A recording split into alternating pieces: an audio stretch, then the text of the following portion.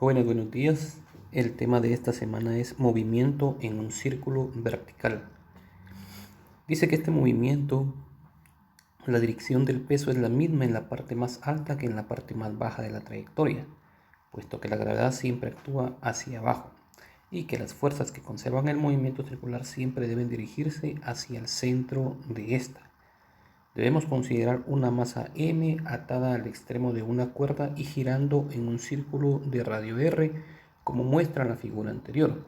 También podemos observar que existe la tensión dirigida hacia abajo y la tensión 2 dirigida hacia el centro. El sub 1 indica la parte superior y el sub 2 indica la parte inferior del círculo que vamos a analizar. Siempre el peso mg dirigido hacia abajo. Entonces, las fórmulas que consideraremos son las siguientes.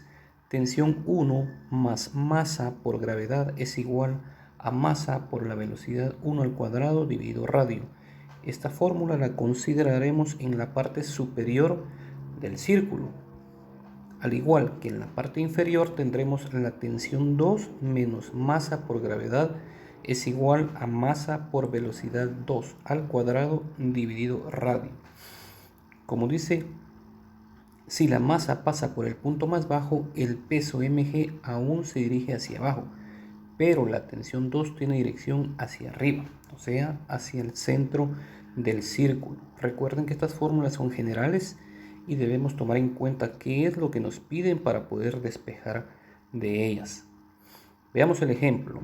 Dice, en la figura suponga que una pelota de 2 kilogramos tiene una velocidad de 5 metros sobre segundo cuando al girar pasa por la parte más alta del círculo cuyo radio es de 80 centímetros. Inciso A, ¿cuál es la tensión en la cuerda en ese instante? Inciso B, ¿cuál es la mínima rapidez necesaria al pasar por la parte más alta para que se conserve el movimiento circular? Muy bien, ¿qué es lo que nos están solicitando?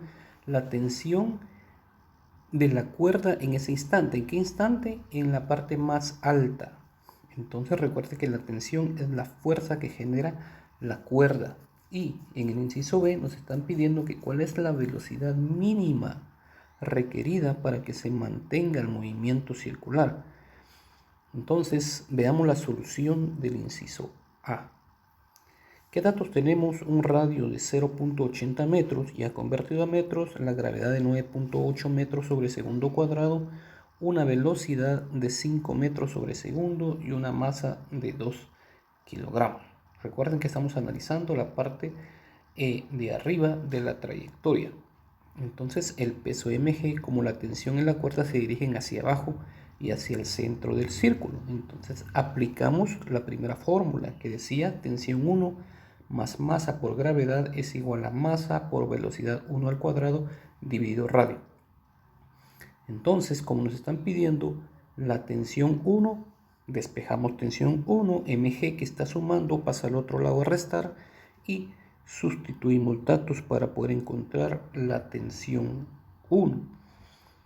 Tenemos masa 2 kilogramos, una velocidad de 5 metros sobre segundo al cuadrado dividido un radio de 0.80 metros menos mg que es 2 kilogramos por la gravedad 9.8 y tenemos una tensión de 42.9 newtons que sería la solución para el inciso A. Analicemos el inciso B. Cuando decimos mínima rapidez necesaria estamos hablando de la velocidad crítica V sub c.